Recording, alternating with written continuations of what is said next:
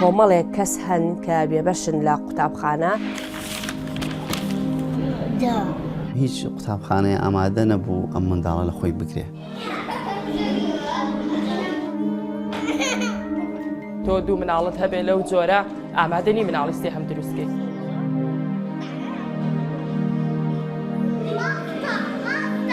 ئەم مناڵانە پێویستیان بە عاتفەیە کە بیان هیچی تریان نایە. ئەم مناڵانە پێویستیان بە مامۆسای وێنێ، ئەم مناڵانە پێویستیان بە مامۆسای وەرزشە، ئەم مناڵانە پێویستیان بە مامۆسای مۆسیقایە.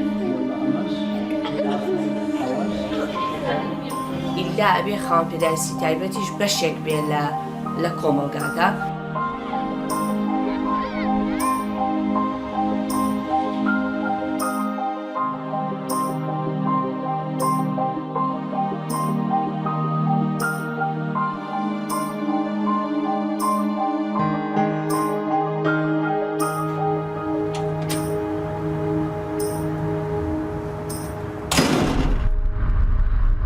من دیپلۆمم هەیە، بەس دوای ئەوەش لە جامعەی مەلەکێ ئوردنی دیپلۆمی اختصاسیم خوێن بۆ مناڵانی خاوەنپێدارسی تایبەتە و لەوێ ئاشنا بووم بە هەموو جۆرەکانی مناڵانی خاوەنپێدارسی تایبەت.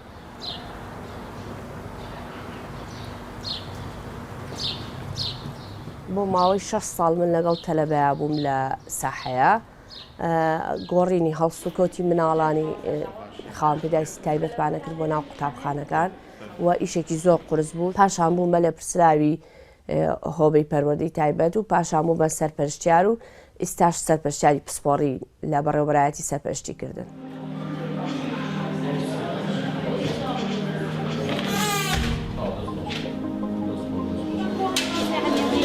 بە بۆ ڕەوسەبزانە کێشیان چێ بۆ وەرەگرن یاوەری ناگرێت.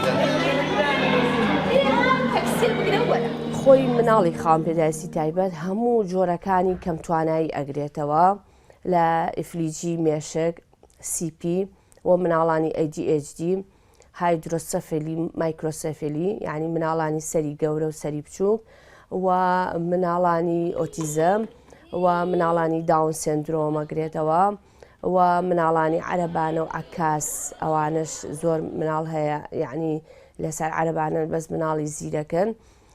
هەموو ئەم مناڵانە لە تەسنیفی مناڵانی خاوەنپێدارسی تایبەتن و ئەوانن کە مافی خوێندنیان هەیە. ژمارەی زۆر مناڵی خاوەنپێداویستی تایبەت هەن کە پێویستیان بە خوێندن و فێربوونە، نەبوونی شوێن و کەمی توانە و مامۆستای پسپۆڕ ئەو کێشانن کە ساڵانێکە چەند خەمخۆرێک شەڕی ئەو گرفتاکەن. بەڵگە فیلمەکەی ئێمە چیرۆکی ئەو شەڕە ئەجێڕێتەوە.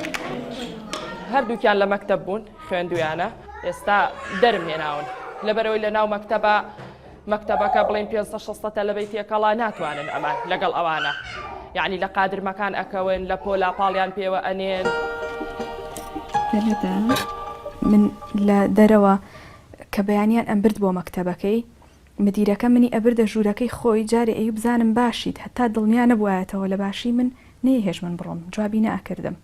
مامۆساکەشی مناڵەکەی ئەبرد، بەڵام لێرە کە ئەڕۆشتم مامۆساکە ڕازی نەبوو بچم لەگەڵیشی دانیشم لە مەکتەبەکە. هەفتەی یەک ڕۆژ مناڵەکە ئەتوانێت بێتە ئێرە، بەڕاستی یەک لەبەر بچووکی شوێنەکە، دوو ستافێکی زۆر کەمان هەیە. چۆن ئێمە کەم و کوڕیمان هەیە وەکو میلاک، کەلوپەلەکانیشمان ئاوا کەم و کوڕیان زۆر زۆرە. چوار خێزان بابێت، چوار باشە وەرە، چوار خێزان بابێت، تایبەتە بابێت، تایبەتەکان بابێت ڕۆژەکان هەر 5 ڕۆژەکەی کە بە ڕۆژی شەمۆ کە ئیشراف دەوامی نییە، بەس بەڕاستی من دەوامەکەم، ڕۆژانی چوارشەمانیش لە شوێنی دەستنیشانکردنی مناڵانی خاوەنپێدارسی تایبەت لەوێ دەوامەکەم، ئەندامم لە بۆردەکە و ئەندامم لە تەشخیصیش، یعنی من بە شێوەیەکی پەیوەندیم لە بینی شوێنی دەستنیشانکردنی مناڵانی خاوەنپێدارسی تایبەت لەگەڵ پەروەردە. باشی خۆش ئەڵێم ئەرێ مناڵتان ئامادە کردو بۆ تەشخیصەکە؟ 20 مناڵ؟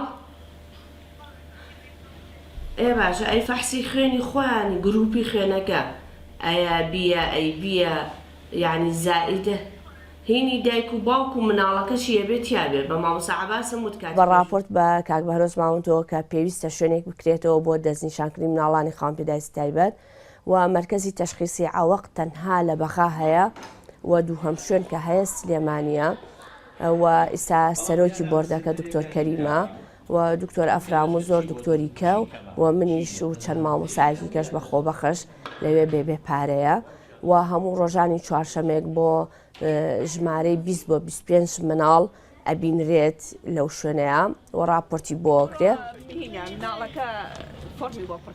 سەنتەری دەستنیشانکردنی مناڵانی خاوەنپێداویستی تایبەت شوێنێکە بۆ جیاکردنەوە و هەڵسەنگاندنی جۆر و ڕێژەی ئەو مناڵانەی گومانەکرێت خاوەنپێداویستی تایبەت بن دوای ئەوەی لەوێ هەڵسەنگاندنیان بۆکرێت کە ئایا ئەکرێت بخرێنە بەر خوێندنیان دەبێت بنێردرێن بۆ سەنتەری تایبەت بەخۆیان.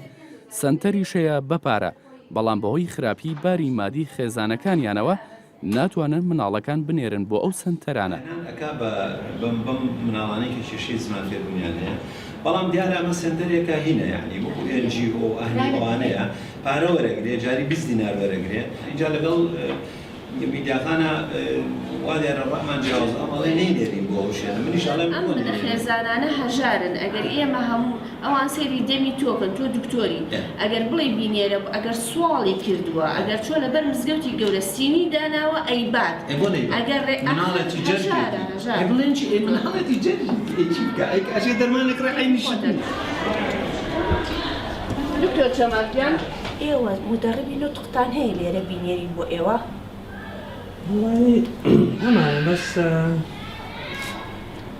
هەر بنووسین کەیسەکان زۆرە فرێ ناکەن سووری ئیشەکەی ئێمەوەیە ناتوانین بینێرین بۆ شوێنە بەپارە بێت ئەمە چی بکەین ئەمە ڕۆژ ڕۆژ زۆر زۆر نەبوونی شوێنی تایبەت بۆ خزمەتکردنی ئەو مناڵانەی لە سەنتەر جیاکرێنەوە کە خاوەنپێداویستی تایبەتن و لامان کاتا زۆری مناڵەکان یەکێکی ترە لە کێشە گەورەکان کە تا ئێستا بە جددی کاری بۆ نەکراوە.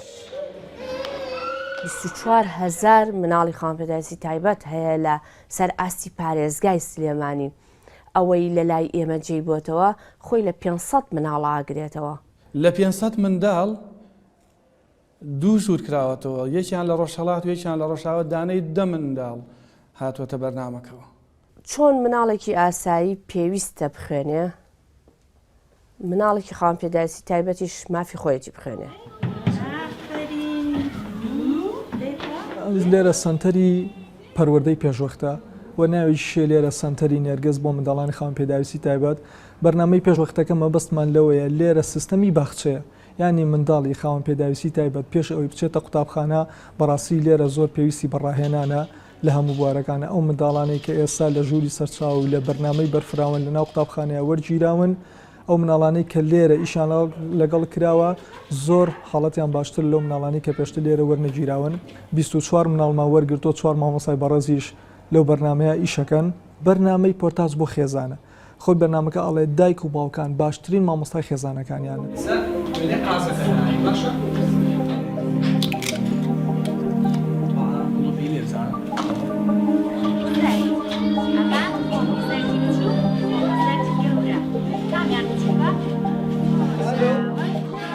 بەرنامەی پۆرتاج بەرنامێکی نێودەوڵەتیە ئیش لەسەر 5 لایانی گەشەی مناڵەکەیت گەشەی ئیدراک درک پێکردن گەشەی زمان گەشەی کۆمەڵایەتی گەشەی ماسوولکە یعنی جوڵا لەگەڵ گەشەی یارمەتیدانی خۆی ئێمە مناڵەکان فێرەکەین کە بتوانن قەڵەم بگرن بۆ نمونەیان بتوانن کەوچکێ بگرن یاخود بتوانن قۆبچەیەکی جلەکەی خۆیان داخەن یا زنجیرەکەی خۆیان داخەن تاوەکو ئیشەکانی ژیانی ڕۆژانیان ئاسان بێ.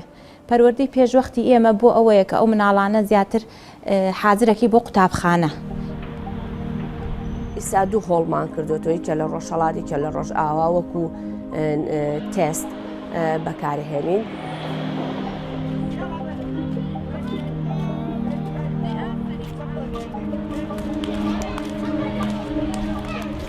لە مانگی پێنجەوە ئەم هۆڵەمان کردەوە. ئێستا 9 مناڵمان هەیە حاڵەکانیان جۆرا و جۆرە 20 دقەیەک وانەی کوردیمان هەیە ئەلف بێ ئەبێت لێگە ئاوکو من ئەگەر ئاوا بیکە ئێستا چینە سەر تەختەکە لە تەختەکەش ئەینووسینەوە باشە؟ مەبەتی دا دێ ئەمە بوو بەچی؟ دوای ئەوە پشوێکی دەدەقەییمان هەیە مناڵەکان اینجا تۆزێ چالاکی ئەەکەین بۆ ئەوەی مناڵەکان بێزار نەبن ئەوان ناتوان وەکو مناڵی ئاسایی زۆر بەردەوام بن زۆر باشە زۆر باش نێوەڕۆ باش دیمە بەیانی کە لە خەڵستا چی کرد چی کرد قسەم بۆ کرد دەم و دانیشت چیکە هێلکەم نەخوارد ئەی شیر کەس بە قسەی منی نەکردو ئەمڕۆ کەس شیری نەخوارد دوای ئەوە تێکەڵاویانەکەین لەگەڵ مناڵی ئاستاییە لە پۆلە لەوانەی زانستە لە مۆسیقایە لە وەرزشە لە ئاینە لەو بۆ ئەوەی جیا نەکرێنەوە نظامی ناو پۆلی شابزان لەگەڵ مناڵی ئاساییە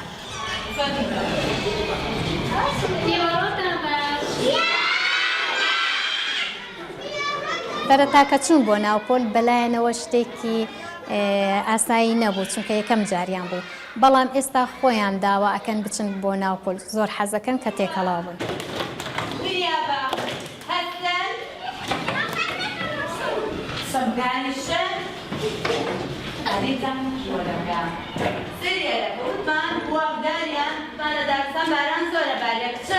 جولیا ئەگەر لێرە بێ دانستان وەک پێیتی بە ئاوە بە هەوا چیەمە ئەوێ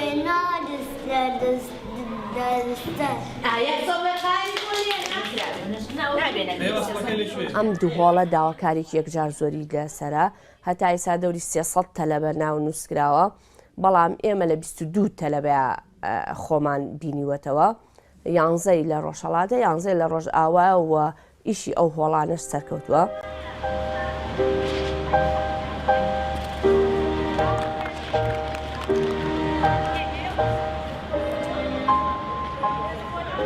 گرفتەکانیان جۆرا جۆرە ئێستا ئەمە لێرە 8 جۆر تقریبان گرفتمان هەیە لەوانە ئێمە ئۆتیزممان هەیە ADHDمان هەیە کێشەی سەمعیمان هەیە بیستنمان هەیە کێشەی زمانمان هەیە گرفتەکانی بڵێ قسەکردن هەمانەشە لە دەماغمان هەیە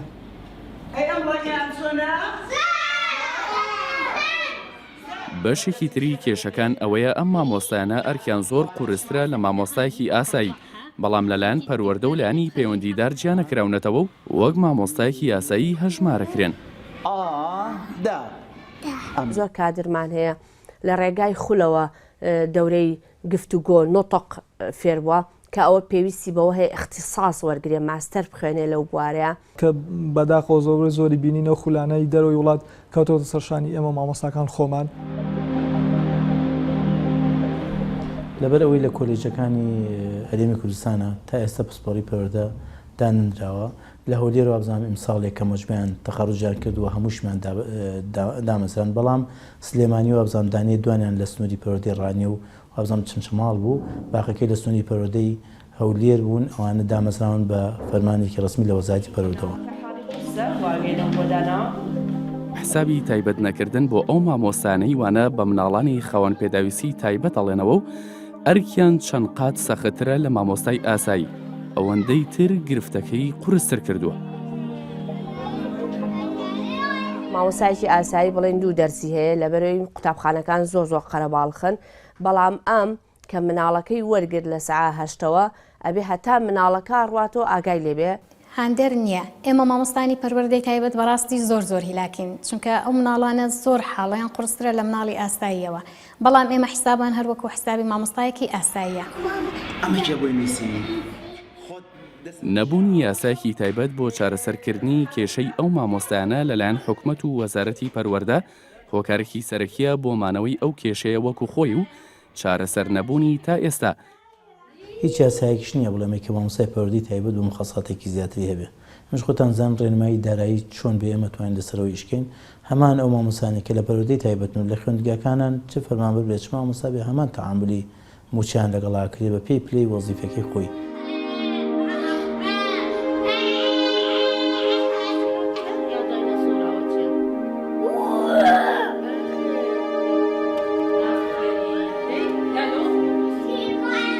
پێویستە ئەو ئێرلی ئیجوکیشنە بینایی گەورەی بۆ دابینکرێت هەتا ئیسا ئێمە لە قاعەکەین تازە بینامان وەرگرتووە و کە خێرخوا نوێژانکردنەوەی بووەکە ئەوە ئیشی بەڕاستی حکومەتە. ئەم شوێنەی یەکێتی ژنان بۆ وەرماڵگرتووە.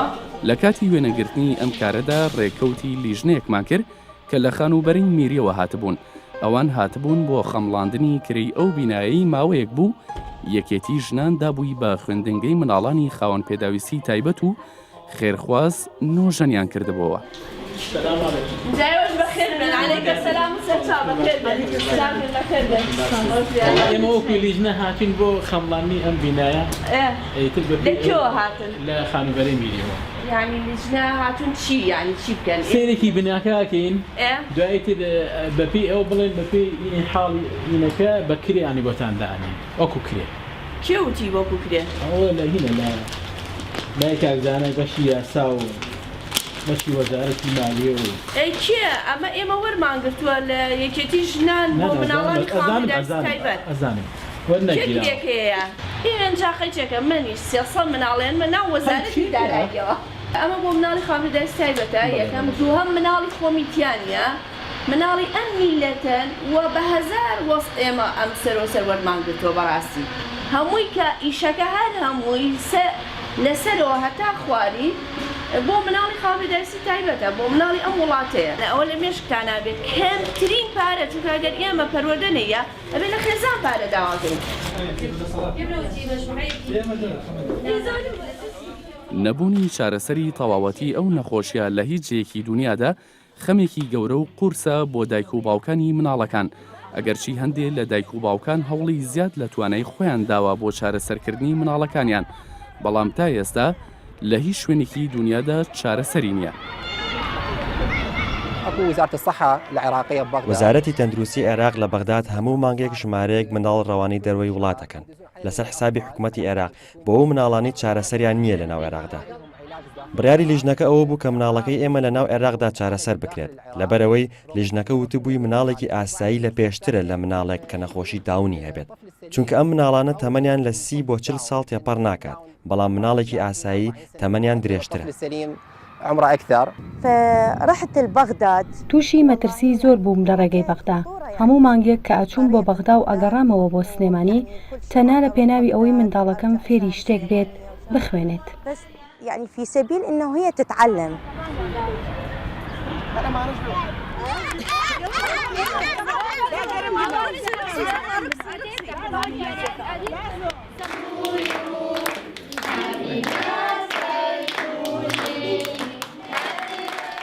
دەرفەتی ئەوم بۆ ڕقسەکە دکتۆرا بخوێنم ئەوەشم بە هەلێکی باش زانی بەوەی زیاتر بگەڕێن بە دوای چارەسەرێکی گونجاوترا و کە مقنع بن پێی بۆ ژین. بۆیە بۆ مەبەستە وڵاتێکی ئەوروپیمان هەڵبژار بەریتانیا پاش 7 مانگ لێکۆڵینەوە لەلایەن دکتۆری منداڵان و مەکتەب و پەروەردەی تایبەت و خەڵکانی سپێشاڵستی ئەو بوارە لە نەتیجا پیاوتین ئەم مناڵە چارەسەری خێرای نییە. ئەوشیان پێوتین کە ئەم مناڵە 8 ساڵە لەگەڵ زمانی دایکی خۆی خەریکە، سویچکردنی بۆ زمانی ئینگلیزی دواکەوتنێکی تر بەسەریا دێنێ. ئەگەر لەوێ لای خۆتان سنتەرە شوێنێک هەبێ پێمان وا بێ زمانە کوردیەکە بۆ ئەم باشترە. ئەوە لارەکرەوە کوورا وایە کوڕم ئەبێ وەکو دێبی نووسی باش. ئەم مناڵی ئێمە ئەگەر شوێنێکی پێ خۆش بێ بەردەوام هەوڵی بۆ ئەیا بچێتەوە، بەس ئەگەر شوێنێکی پێ خۆش نەبێت یعنی کا بە گریان ڕق ئەکا ئینکاری لەسەر ئەکا ناچێتەوە. ئێستا وای لێ هاتووە خۆشحاڵەکەی ئەوەیە فەرقی پێ ئەەکەم کە مناڵە ڕەنگەکان فێر بووە مەسەلەن خۆم چەندێک هەوڵم لەگەڵەیە پیتی دێ فێر نابووی سەفێری دارا بووە الحەمدولیلا فترێکی زۆر کەمە دەرسە خوێنن 3 ڕۆژ بەیانیان و 3 ڕۆژ نیوەڕوانە ئەو ڕۆژانی کە نیوەڕوانە لە حوتی بەیانی هەڵەستێ خۆی گۆڕێ گەرم مناڵە زۆر مرتاح نەبێت لە حوتی بەیان و چۆن خۆی گۆڕێ بۆ مەکتەب. ژینێکیان یای و ئەوە یای و ئەوڵێ کەمی زانیاری و نەزانی جۆری مامەڵەکردن لەگەڵ مناڵانی خاوەن پێداویستی تایبەت لەلایەن کۆمەڵگەوە یەکێکە لەو شتانەی کە بەردەوام کەسوکاری مناڵەکان ئازارەیات و زۆر جاروایان لێکات شەرمکەن لە بەرامبەریان. هەر یەکێکیان بە ئەزابی سێ مناڵ بەخێوەکرێ یەک مناڵ لەوانە وابزانە سێ مناڵت بەخێو کردووە ئەو نە ئەرکی هەیە ئەو نە پێویستی بە چاودێری تایبەت هەیە یعنی من زۆر دایکە ناسم باوەڕە هەبێ وای لاتەوەڵێ تەنان ناتوانم بچمە ماڵی باوکیشم هیچ لە کۆمەڵگەی خۆمان ڕازی نیم بەو لایەنەوە بە هیچ جۆرێک لێ ڕازی نیم ئەم مناڵانەوان حرەکەیان وایە ئاوە ڕێژن سفرە تێگەیان یا لاانێ شکڵینان خواردنیان هەنێ مناڵیان بە شێوەی بێ بە دەم و پلیان نابێتە خوارەوە یەکسەر هجوومە برێ بۆ سەر دایشی تۆ خۆت کە بەزعەکەت بینی ئەوەم پێ مەڵێ ئەوە چیەتی ئەوە بۆ وا چاوی سوورە ئەوە بۆ هاوکار بە لەگەڵم یعنی بڵێ چەند جوانە مناڵەکە چەند ئەوە قژی وایە چەند ئاوا چەند زیرەکە چەند ئاقڵە ئێمە کۆمەڵگاکەمان وەکو زەرداوڵەوانە چینە شوێنێک پێوە دێن مناڵێکی شەلە لە بێ بۆ شوێنێکە لەوانەیە مناڵەکە حەزی لێ بکە یەکەم شدێتە لاتەوەڵێ ئەو مناڵە بووێنەوە ئێرە و کەی شوێنی ئێرێ ئەو مناڵە داماوەی فەقیرە بەو کورسی هێناوتێتە دەرەوە ئەویش وەکو تۆ ئینسانێکە ئەویش حەزی لە جەو گۆڕینێکە هەموو شەو لە دەستی حکومەتن کە یاسایەک دەربکە لەو بارەیەوە و بڕێک لە مەینەتی و نەڕەحەتی ژیانی ئەو مناڵانە و کە سوکاریان کەم بکاتەوە بەڵام لێرەدا پرسین تا یاساکە دەرەچێ و کاری پێکرێ حاڵی قوربانیەکان بەرەو کوێچێت و چەندە خراپترە بێ ئایا ئەو زیانەی بەر مناڵەکان دەکەوێ قەرەبووە کرێتەوە چۆن؟ ئێمە بەدانە نیشین بڵێن جارێ ئێمە دوو سنتەرمان هەیە بزانین ئەم سنتەرانە چۆنە ئەڕاتە پێشەوە ئەنی لەوانەیە ئەگەر ئەوەی ئەوێت بە 2 ساڵی کەش نەگەینە هیچ نەتیجەیەک تۆ توانی مێشکی مناڵی بۆستێنی بڵێ گەورەمە بە ئەم 2 ساڵ بزین چۆن دنیا ڕاتە پێشەوە ئەبێ بە دوای چارەسەری سەریع بکڕێ زۆر سەریعیش پێویستە حکومت لە هەموو شوێنەکانە سنتەری پەروەردەی پێشوەخت چۆن بەخچی ساوایان هەیە پەروەردەی پێشوەختیش هەبێ بۆ مناڵی خاوەن پێداویستی تایبەت زیاتریان لێ چاوەڕوان دەکرێت کە بەڕاستی پەروەردە زیاتری پێ دەکرێت و دەتوانێت بیشی کات پەروەردەی پێشوەخت پێویستی بە وەسائلی فێرکردنە هۆکاری ڕوونکردنەوەی خۆی هەیە و پێویستە بودجەیەکی فراوان هەبێ بۆ ئەوەی ئەم خێزانانە کۆڕ و سیمینار و وەرکشۆپیان بۆ بکرێ حکوومەتیش ینی بەرپرسی یەکەمە لەوەی کە پێداویستی ئەم مناڵانە دابین بکە چکە زۆر زەحمەتە